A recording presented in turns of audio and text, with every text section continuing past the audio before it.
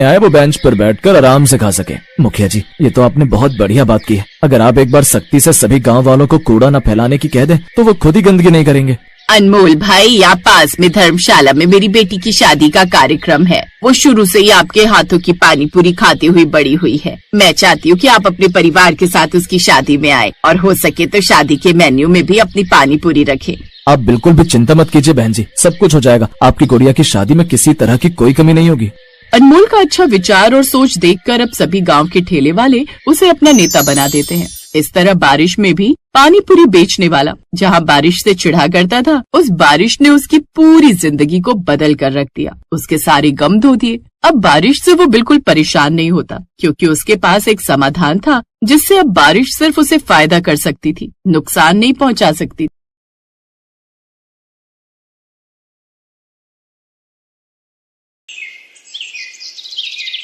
भरतपुर नाम के गांव में मनीष अपनी पत्नी रेखा और 2 बच्चों बंटू और चिंकी के साथ रहता था। मनीष अपना एक छोटा सा ढाबा चलाता था। मनीष बड़ा ही लजीज खाना बनाकर बेचता था, जिससे उसका ढाबा ठीक ठाक चलता था।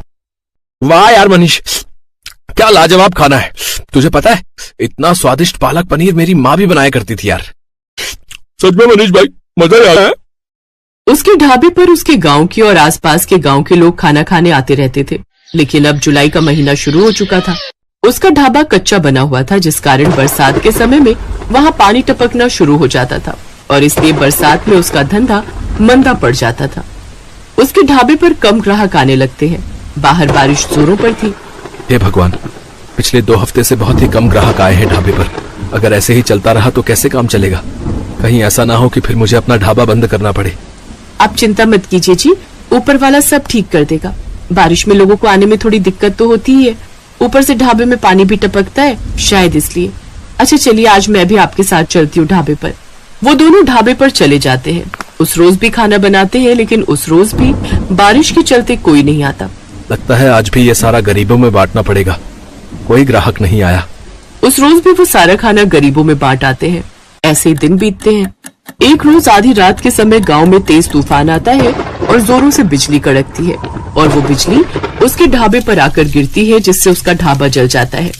ये क्या हो गया रेखा, अब मैं क्या करूंगा। मेरी तो रोजी रोटी ही छिन गई। मेरी भी कुछ समझ में नहीं आ रहा जी, लेकिन आप ज्यादा टेंशन मत लीजिए, नहीं तो आपका बीपी बढ़ जाएगा। दिन पर दिन बारिश बढ़ती जा रही थी और मनीष उसी बारिश में काम ढूंढने निकलता है, लेकिन उसे कहीं भी काम नहीं मिलता। उल्टा सारा दिन बारिश में भीगने के कारण उसे सर्दी लग जाती है। अब जैसे तैसे वो अपने दिन काट रहे थे